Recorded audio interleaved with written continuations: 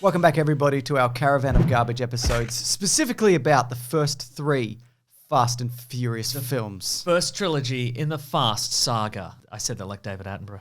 The first trilogy in the Fast Saga. He's 95 at the time of recording. Wow. And he took the time to come and do that. Anyway, this is Tokyo Drift. Yeah. This is a real odd duck of a movie, I reckon. I've written here, it's a real odd duck of a movie.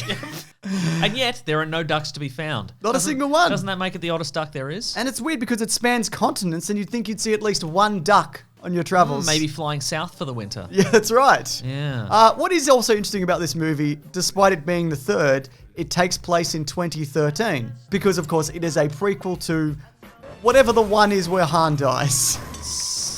5 or Maybe! 6? Yep, it's not 7. I know it's not 7. That's all I know. That's all I know. I have some questions about this being the year 2013.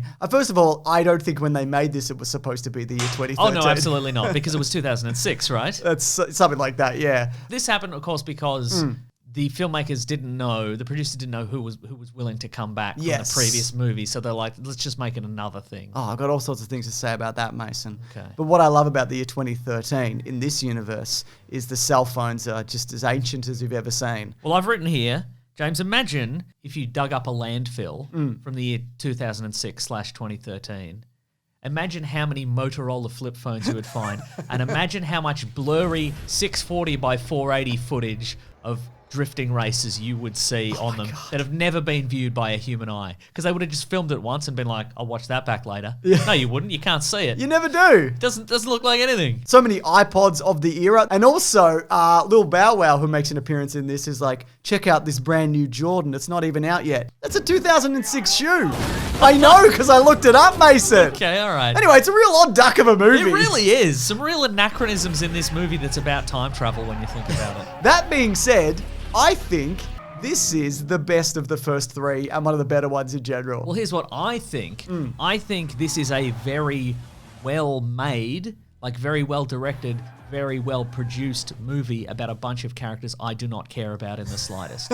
Like, I don't know the main guy's name. Lucas Black. That's his real name. Yeah. But I do not know the character's name. Steve Dawson. I know that it was yelled at the end of the movie, but it's been like over an hour since I watched it, so I've forgotten it since then. All I know is this is a... You did it, Brett Henley? Oh, Brett Henley's good. That's all right. But not a Henley to be seen.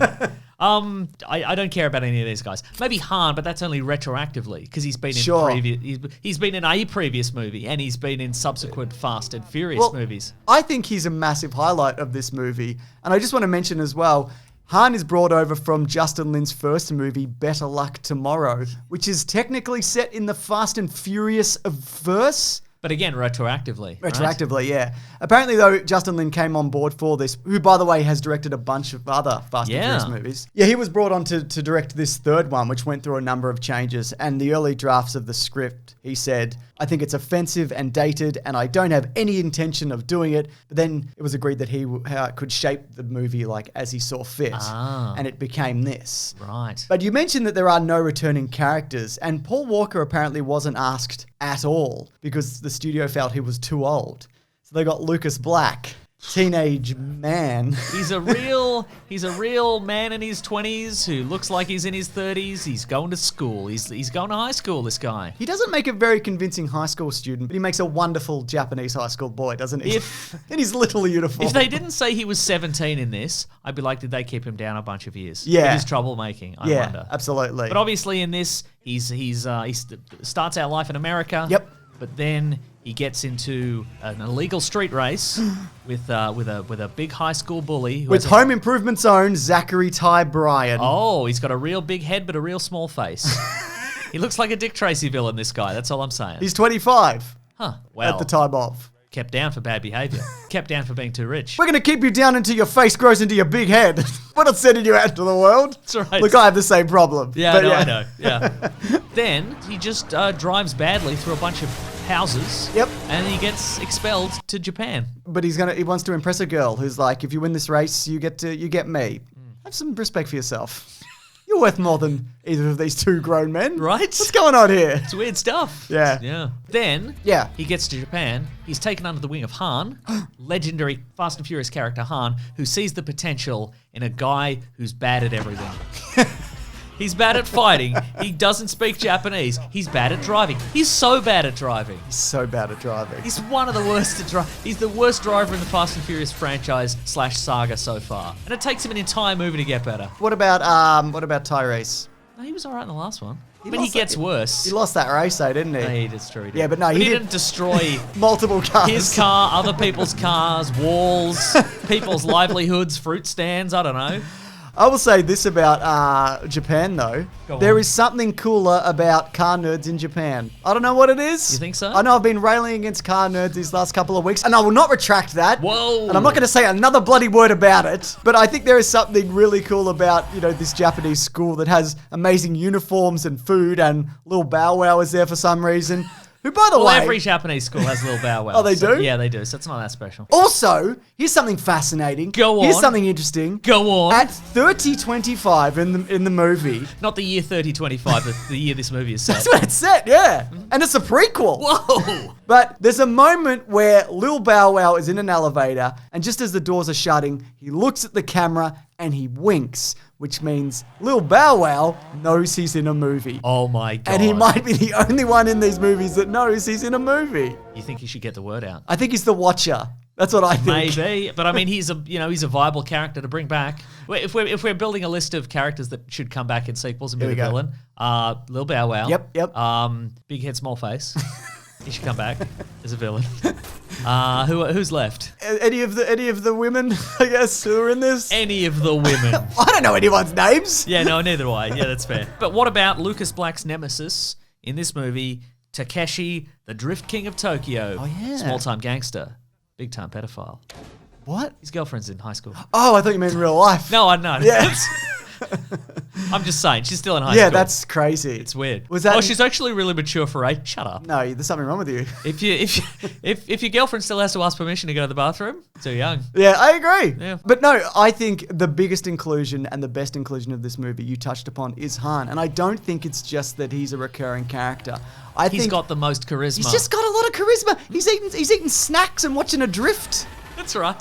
He's just having a good time. Yeah. What I also like is he gets murdered in this for stealing. And when they show up and be like, "You've been stealing from me," it's not like, "No, I would never." He's just like, "I did." I mean, I've got to feed this snack addiction.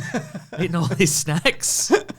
But you're a pedophile also. Yeah, right? So, but we of course know that it was Jason Statham who killed Han. That's right. Well, killed Han. I mean, I know we're going to see it in the upcoming movie, but how did he get out of that? There is like no time for him to crawl out of that wreckage. Manhole cover? I reckon manhole Does cover. he have the Nick Fury laser? He's got the laser that cut through the ground. Yeah, Okay, I think fair so, enough. yeah. I do have a couple of things I want to mention about Japan that I love in this movie. All right. I like because it's such a built-up urban environment.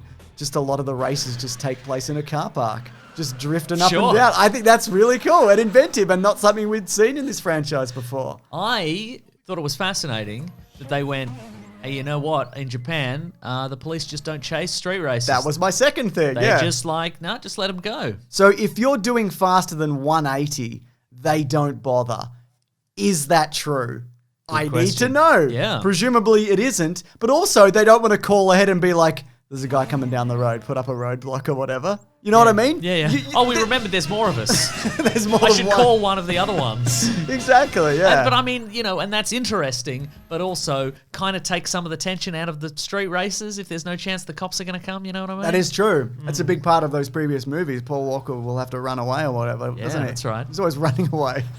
Not because he's a coward, just because the police are, they can chase you if you're going faster than 180. Then he stashes the car and then he's just like, hey, I'm just a regular jogger. I'm just jogging in my jeans. I'm just jogging in my jeans and my singlet. Here we are. Some people jog in jeans. Yeah. Don't do it, though. Don't do it. Here's a question for you, though. Go on. What are your thoughts on the cars in this and also the drifting? Do you think it is enough of an element in this movie that it makes it unique and special? I mean, there are some kind of fun drifting shots. I think so, like too. there's one where... It's all about drifting. It's all about drifting. There's one where Takashi, drifts, diagonally up like a circular... Yeah. Like a... I was going to say staircase. That's not correct. But like a... That doesn't sound right, no. But they can do it. They're Maybe. just that good. I mean, my favorite part of this is when they're like, this guy's... You got to watch out for the DK. And the guy's like, Donkey Kong? And I'm like... drifting's just a Mario Kart power slide, right? I mean, if you know Donkey Kong, you Yeah, figure this out pretty fast. You just hold R and you turn in a direction. And That's true. Yeah. It's my favorite maneuver. But I think there is something about the precision of the driving and the drifting in this, which does set it apart. And also some of the last movie. Except for any of Lucas Black's driving, which is atrocious. But I also like that, because that would be me, just hitting walls. Just a grown man hitting walls, you know? Yeah. But just when you see two cars, like real cars, drifting up a set of stairs, as you mentioned, that was what you think. That's right. I think that's incredible, genuinely. You know, maybe I'm biased against it just because it was literally inescapable for a couple of years in this era. That's true. Like everybody we know. You mean 2013? Yeah, in the year 2013, everybody was drifting. I'm talking about drifting. Drifting magazine. Drift on in your Motorola. You know? Yeah. Power slide, Mario Kart. Drifting with, you got your high school girlfriend in the back. She's in a booster seat. That's right. But I think also it then does progress really interestingly and well. And, you know, the story of crime and Lucas Black's father and all those things that are happening. And it culminates in American Muscle versus... I have a note here. It says, the first time in the Fast and Furious franchise that there's a car that I would drive without feeling embarrassed. What about the one that goes to space? Oh, no, that hasn't happened yet, but... True. Yeah. You'd be screaming, though. I would absolutely be screaming.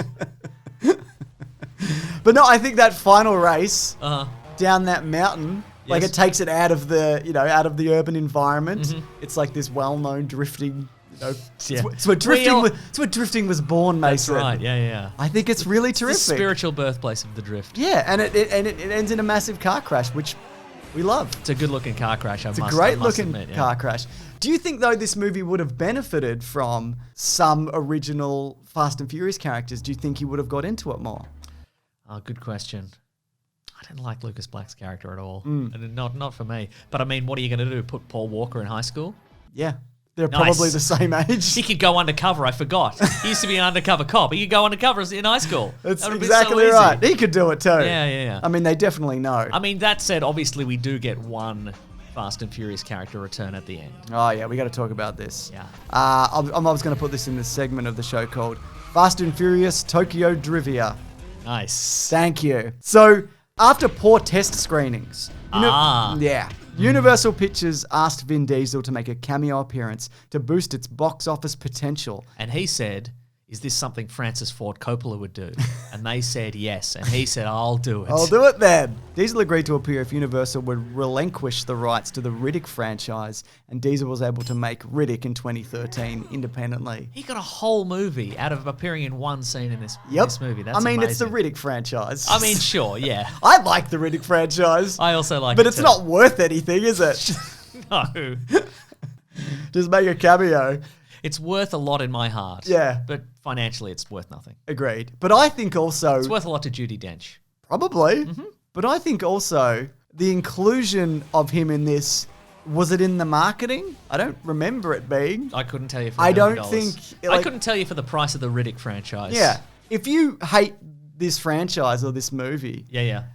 Like, this isn't going to sell you on it, is it? Like, he turns up at the very end and you sort of see a little race at the end. You could watch another movie in theaters and then sneak into the Tokyo Drift Theater and just watch the last 5 minutes. That's true, exactly. But no, I do think it's a good appearance, but you know what else I think? It would have been interesting if this was maybe a more Vin Diesel-focused sequel, and then you get the Paul Walker film, the Vin Diesel film, and then you bring them back together. Right. It would have made a lot more money because this is the lowest grossing film in the franchise by far. Oh. Which is why they went, this isn't going to work unless we bring back the originals. People just... James, wait for this. Yeah. You ready for this? I just thought of this. I'm ready. People, James, they were just... wait. James, they were just drifting past the box office. They were drifting past it. They weren't going in to purchase tickets to the movie. They were drifting past in their Japanese cars. Maybe it didn't make a lot of money because it was set in 2013 and it was ahead of its time. Maybe. People weren't ready for it. They weren't ready for it. They were like, I don't want to know what kind of Motorola flip phones I'll be using in 2013. I daren't go in to see my future and my own fate. Of the Furious. Of the Furious. One more bit of trivia, sorry. This is from the director. I wanted to shoot an Shibuya. I'm sorry, I pronounced that wrong. Have I? No, that's pretty close. I've done it! Which is the most crowded place in Tokyo. The cops, they're all so polite, so it takes 10 minutes for them to come over and kick you out. But it was unknown to Lin that the studio had actually hired a fall guy who stepped in when the police came and said, I'm the director, so he would be arrested and spend the night in jail so Justin Lin could continue to film the movie. Whoa. That's Fast and Furious maybe, isn't it? Also, maybe Justin Lin didn't know that there's actually a fake Shibuya street. You can hire it. It's like $8,000 a day. Oh. And you just hire it and it looks like Shibuya. Really? And you can just drift cars through it all day. That's not... Maybe that's new. That's not fun though, is it? No, it's not fun. You want to nearly kill a lot of real people. Anyway, genuinely, I think this is the best of the first three. And I also think that maybe they should have marketed this more as a spin-off, you know? Because it is, really. Yeah, it's not a mainline movie. No. But I think that's also what works about it. It's its own universe. It's got very compelling character. Yeah. Who dies. It's got very compelling character. Very, very good. But, you know, there's a lot about this which I think... I don't know. I just think it's really good and earnest, and I think it's pretty well acted for the most part. Yeah. And there's just something about it I really like. And maybe it's also because we're not coming back to these for a while, so I can be like, all right, pretty good, we're done. Well, if we're not coming back to these for a while, I'm going to say currently my favourite is 2 because of the time that Paul Walker and Tyrese just beat that guy up and then spat on him. I thought that was funny. It's a funny bit in the movie.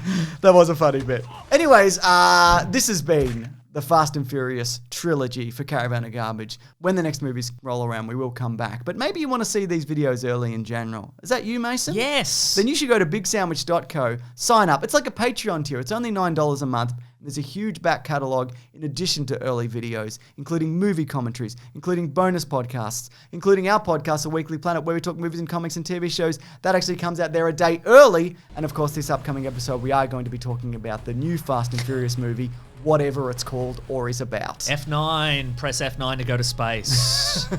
Look out. Look out. It's ludicrous. What's he doing? Tyrese never thought he'd be going to space. The character from 2 was not expecting to go to space. He's not prepared for it emotionally. No, he's barely even the same character. He's a different guy. In a lot of ways. But here's a hint towards next week.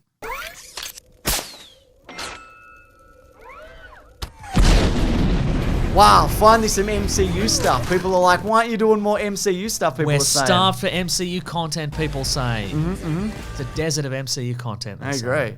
We're breaking the drought. Anyways, thanks for watching these. We really appreciate it. It's been fun, if I'm honest. I've also had a lot of fun.